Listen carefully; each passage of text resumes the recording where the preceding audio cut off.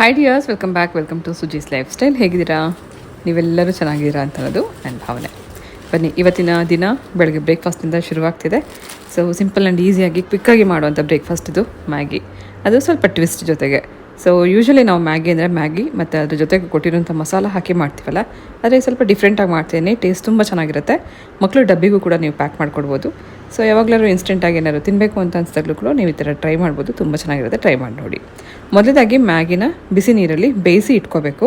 So ಇದಕ್ಕೆ ಮಸಾಲ ಎಲ್ಲ ಇವಾಗಲೇ ಏನೂ ಹಾಕೋದು ಬೇಡ. ಫಸ್ಟ್ ಇದನ್ನು ಚೆನ್ನಾಗಿ ಬೇಯಿಸ್ಕೊಂಡ ನಂತರ ನಾನು ಮಾಡ್ತಾ ಇರೋದು ಚಿಲ್ಲಿ ಗಾರ್ಲಿಕ್ ಮ್ಯಾಗಿ. ಇದಕ್ಕೆ ಮೊದಲೇದಾಗಿ ಸುಮಾರು ಒಂದು 8ರಿಂದ 10 ಎಸಳಷ್ಟು ಬೆಳ್ಳುಳ್ಳಿಯನ್ನು ಸಿಪ್ಪೆ ಬಿಡಿಸಿ ಜಜ್ಜಿ ಇಟ್ಕೋಬೇಕು. ಇದು ಜಜ್ಕೊಳ್ಳುವಾಗಲೇ ಇದಕ್ಕೆ ಒಂದು ಅರ್ಧ ಸ್ಪೂನಷ್ಟು ರೆಡ್ ಚಿಲ್ಲಿ ಪೌಡರ್, ಒಂದು ಸ್ವಲ್ಪ ಉಪ್ಪಿನ ಪುಡಿ ಹಾಕಿ ಈ ರೀತಿ ನುಣ್ಣಗೆ ರುಬ್ಬಿ ಇಟ್ಕೊಳ್ಳೋಣ. ಸೊ ಇದರಲ್ಲಿ ಬೆಳ್ಳುಳ್ಳಿ ಮತ್ತು ಬೆಣ್ಣೆ ಹಾಕಿ ಮಾಡೋದ್ರಿಂದ ಟೇಸ್ಟ್ ತುಂಬ ಡಿಫ್ರೆಂಟಾಗಿರುತ್ತೆ, ಟೇಸ್ಟಿಯಾಗೂ ಇರುತ್ತೆ, ಫ್ಲೇವರ್ ಕೂಡ ತುಂಬ ಚೆನ್ನಾಗಿರುತ್ತೆ.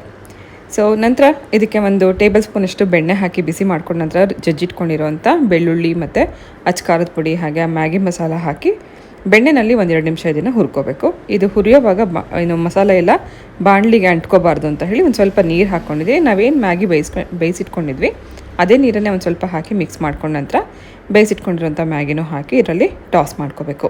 ನೀವು ಬೆಣ್ಣೆ ಹಾಕ್ಕೊಂಡಾಗಲೇ ಬೇಕಿದ್ರೆ ಸ್ವಲ್ಪ ತರಕಾರಿನೂ ಸಣ್ಣದಾಗಿ ಕಟ್ ಮಾಡಿ ಹಾಕಿ ಫ್ರೈ ಮಾಡಿಕೊಂಡ್ರೆ ಇನ್ನೂ ಚೆನ್ನಾಗಿರುತ್ತೆ. ಅಂದರೆ ವೆಜಿಟೇಬಲ್ ಹಾಕಿ ಮಾಡೋದ್ರಿಂದ ಇನ್ನೂ ರುಚಿ ಇರುತ್ತೆ. ಸಿಂಪಲಾಗಿ ಈಸಿಯಾಗಿ ಕ್ವಿಕ್ಕಾಗಿ ಮಾಡ್ಕೋಬೇಕು ಅಂದರೆ ನೀವು ಈ ರೀತಿ ಕೂಡ ಟ್ರೈ ಮಾಡ್ಬೋದು. ಸೊ ಅದರಲ್ಲಿರೋಂಥ ಬೆಣ್ಣೆ ಮತ್ತು ಗಾರ್ಲಿಕ್ ಫ್ಲೇವರ್ ತುಂಬ ಚೆನ್ನಾಗಿರುತ್ತೆ, ಡಿಫ್ರೆಂಟಾಗೂ ಇರುತ್ತೆ. ಒಂದೇ ರೀತಿ ಮ್ಯಾಗಿ ತಿಂದು ಬೋರ್ ಆಗಿದೆ, ಈ ರೀತಿ ನೀವು ಟ್ರೈ ಮಾಡ್ಬೋದು. ಲಾಸ್ಟ್ ವಿಡಿಯೋದಲ್ಲಿ ನಮ್ಮ ಫ್ಯಾಕ್ಟ್ರಿ ಎಕ್ಸ್ಪ್ಯಾನ್ಷನ್ಗೆ ಜಾಗ ಸಿಕ್ಕಿದೆ, ಹಾಗೆ ಅಗ್ರಿಮೆಂಟ್ ಆಗಿದೆ ಅಂತ ಹೇಳಿದಾಗ ನೀವೆಲ್ಲ ಅದೆಷ್ಟು ಪ್ರೀತಿಯಿಂದ ವಿಶಸ್ ತಿಳಿಸಿದ್ದೀರಾ. ನಿಮ್ಮೆಲ್ಲರಿಗೂ ಕೂಡ ತುಂಬ ಹೃದಯದ ಧನ್ಯವಾದಗಳನ್ನು ತಿಳಿಸೋಕ್ಕೆ ಇಷ್ಟಪಡ್ತೀನಿ. ಸೊ ಇದೇ ರೀತಿ ನಾನು ಏನೇನು ಮುಂದೆ ಮಾಡ್ತಿದ್ದೀನಿ ಅದನ್ನು ಕೂಡ ನಿಮ್ಮ ಜೊತೆಗೆ ಶೇರ್ ಮಾಡ್ತಾ ಹೋಗ್ತೀನಿ. ನಿಮ್ಮಲ್ಲೂ ಏನಾದ್ರು ಮಾಡಬೇಕು ಅಂತ ಅನ್ನೋ ಒಂದು ಕ್ರಿಯೇಟಿವಿಟಿ ಇರಲಿ ಅಥವಾ ಉತ್ಸಾಹ ಇರಲಿ, ಖಂಡಿತ ಸ್ಟಾರ್ಟ್ ಮಾಡಿ. ಮನೆಯಿಂದಲೇ ಈಗಂತೂ ಬೇಕಾದಷ್ಟು ರೀತಿಯಲ್ಲಿ ನೀವು ಬಿಸ್ನೆಸ್ ಮಾಡ್ಬೋದು. ಅದರಲ್ಲೂ ಫುಡ್ ಬಿಸ್ನೆಸ್ ಮಾಡೋರ್ಗಂತೂ ಇದೊಂದು ಒಳ್ಳೆ ಪ್ಲ್ಯಾಟ್ಫಾರ್ಮ್ ಅಂತಲೇ ಹೇಳೋಕ್ಕೆ ಇಷ್ಟಪಡ್ತೀನಿ.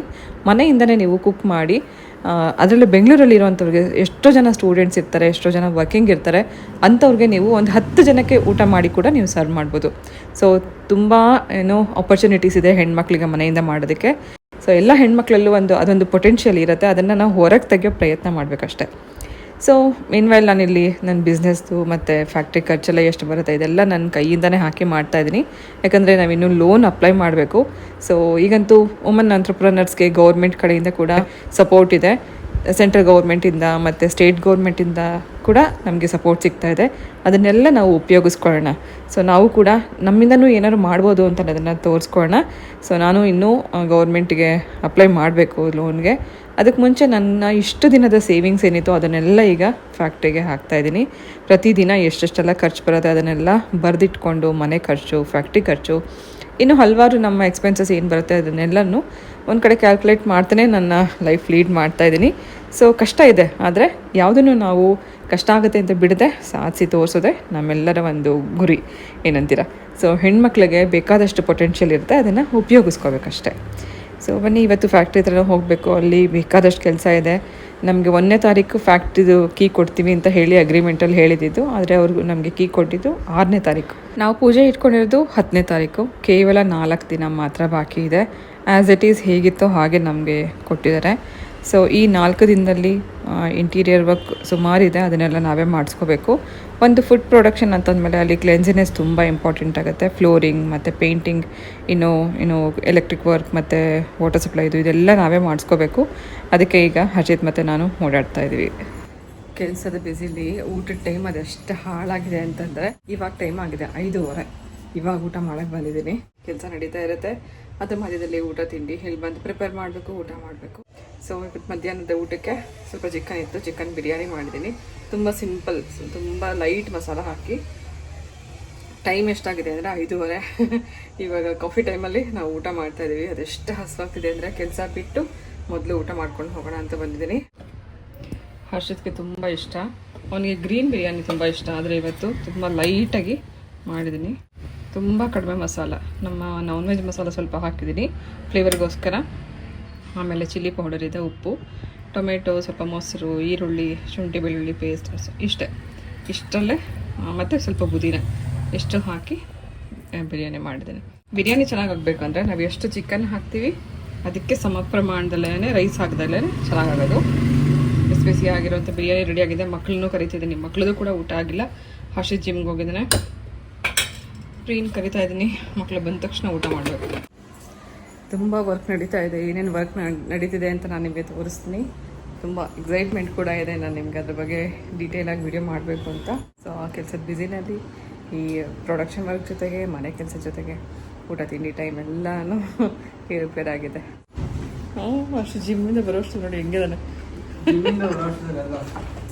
ಜಿಮ್ಮಿಂದ ಅಂದರೆ ಜಿಮ್ ಮುಗಿಸ್ಕೊಂಡು ಬರೋ ಅಷ್ಟೊತ್ತಿಗೆ ಹಿಂಗಾಗಿದೆಯಾ ಅಂಕಲ್ ಎಲ್ಲೋ ಮಳೆ ಬರ್ತಿದೆ ಎಲ್ಲೋ ನೆನ್ಕೊಂಡ್ಬಿಡಿದ್ಯಾ ಅಂತ ಅಷ್ಟು ಕಷ್ಟಪಟ್ಟು ಜಿಮ್ ವರ್ಕೌಟ್ ಮಾಡಿದ್ದೀನಿ. ಅಂಕಲ್ ಮಳೆ ನೀರು ಅಂದ್ಬಿಟ್ರೆ ಇನ್ನು ಟಿಪ್ಸ್ ಹಿಂದೆ ನೋಡಿ, ಜಿಮ್ಮಲ್ಲಿ ವರ್ಕೌಟ್ ಮಾಡೋದು ಗೊತ್ತಾಗುತ್ತೆ ಹೆಂಗೆ ವರ್ಕೌಟ್ ಆಗಿದೆ. ಕಾಟನ್ ಶರ್ಟ್ ಹಾಕೊಂಡು ಹೋಗ್ಬಾರ್ದು, ಅದಕ್ಕೆ ಕಾಣುತ್ತೆ. ಹಾಂ, ನಿನ್ನ ಫೇವ್ರೇಟ್ ರೆಡಿ ಆಗಿದೆ. ಏನು? ಬಿರಿಯಾನಿ. 5:30 ಊಟ ಟೈಮ್ ಆಗೋಯ್ತು. ಬೇಗ ಬಾ ಅಂತ ಅದಕ್ಕೆ ಕಾಲ್ ಮಾಡಿ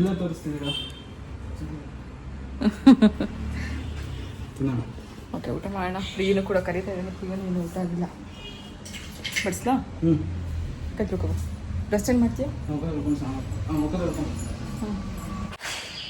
ಇವತ್ತು ಪ್ಲಾಸ್ಟಿಂಗ್ ವರ್ಕ್ ಮಾಡಿಸ್ಬೇಕು. ಇನ್ನೂ ಕ್ಲೀನಿಂಗ್ ಪೂರ್ತಿ ಆಗೇ ಇಲ್ಲ. ನಿನ್ನೆ ತಾನೇ ಬಂದು ಕೀ ಇಸ್ಕೊಂಡು ಹೋದ್ವಿ. ಸೊ ಬೇಕಾದಷ್ಟು ವರ್ಕ್ ಇದೆ, ಇನ್ನು 3 ದಿನ ಬಾಕಿ ಇದೆ. ಸೊ ಅದಕ್ಕೋಸ್ಕರ ಇವಾಗ ಪ್ಲಾಸ್ಟಿಂಗ್ ಮಾಡಿಸೋಣ ಅಂತ ಬಂದಿದ್ದೀವಿ. ಫಸ್ಟ್ ಕ್ಲೀನಿಂಗ್ ಆಗಬೇಕು. ಅವ್ರದ್ದು ಸುಮಾರು ವಸ್ತುಗಳು ಇನ್ನೂ ಇಲ್ಲೇ ಇತ್ತು, ಅದನ್ನೆಲ್ಲ ತೊಗೊಂಡು ಹೋಗ್ತೀವಿ ಇವಾಗ. ಈಗ ಇದಕ್ಕೆ ಪ್ಲಾಸ್ಟಿಂಗ್ ಎಲ್ಲ ಆದ ನಂತರ ಮತ್ತು ಎಲೆಕ್ಟ್ರಿಕ್ ವರ್ಕ್ ಆಗಬೇಕು. ಹಾಗೆ ಸುಮಾರು ವರ್ಕ್ ಇದೆ.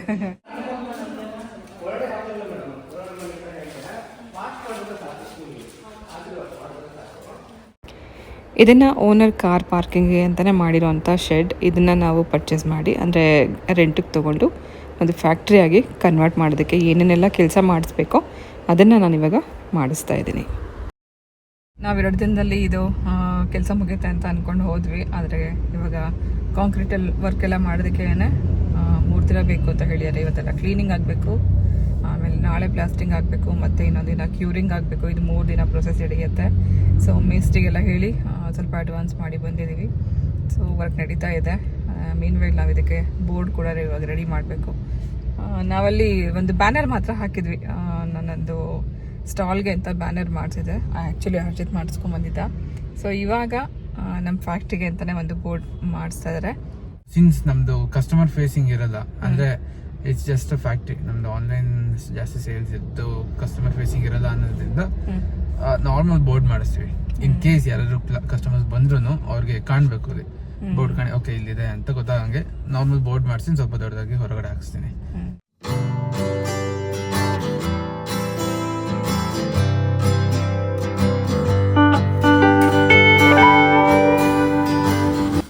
ನಮ್ಮ ವರ್ಕರ್ಸ್ಗೆ ಇವತ್ತು ನಾನು ಬರಬೇಡಿ ಅಂತ ಹೇಳಿದೆ, ಯಾಕಂದರೆ ನನಗೆ ಹೊರಗಡೆ ಕೆಲಸ ಇದೆ ಅಂತ ಹೇಳಿ. ಆದರೆ ನಾನು ಇವತ್ತು ಕೆಲಸ ಮಾಡ್ತಾ ಇದ್ದೀನಿ. ಅದೇನಂತಂದರೆ ಬಿಸಿಬೇಳೆಬಾತ್ ಪ್ರೀಮಿಕ್ಸ್.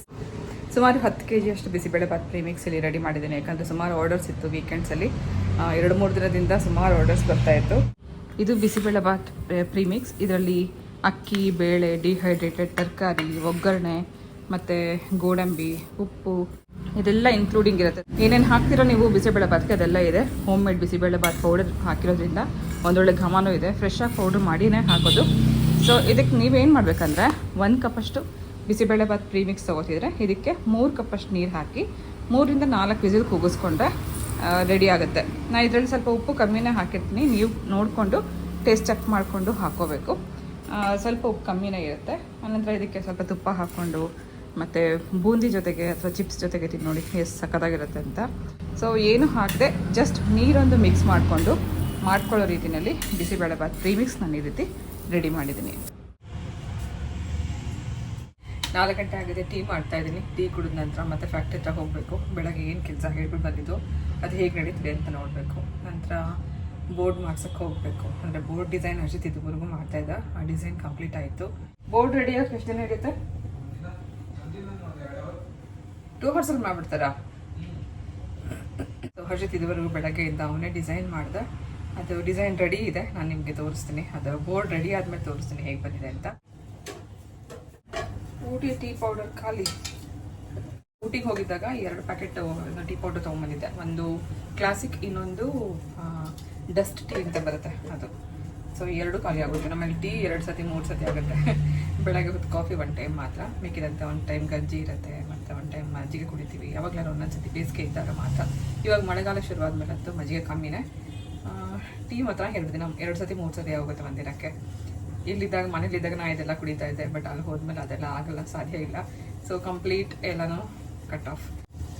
ಸೊ ನಾನೇ ಡಿಸೈನರ್, ನಾನೇ ಡೆವಲಪರ್. ಅದನ್ನೇ ಹೇಳ್ತೀರ, ನಾವು ಸ್ಕ್ರಾಚ್ ಇಂದ ಸ್ಟಾರ್ಟ್ ಮಾಡಿದೀವಿ, ಎಲ್ಲಾನು ನಾವೇ ಕಲ್ತ್ಕೊಂಡು ಮಾಡ್ತಾ ಇದೀವಿ ಅಂತ ನೋಡಮ್ಮ. ಯಾವ ಕೆಲಸನೂ ನಾವು ಹೊರಗಡೆ ಕೊಟ್ಟು ಮಾಡ್ಸಿಲ್ಲ. ಪ್ರತಿಯೊಂದೂ ಲೇಬಲ್ ಇದಿರ್ಬೋದು, ಕವರ್ ತರ್ಸೋದಿರ್ಬೋದು, ನಾವೇ ಮಾಡ್ಬಿಡ್ತೀವಿ. ಅದಾಗಲ್ಲಮ್ಮ.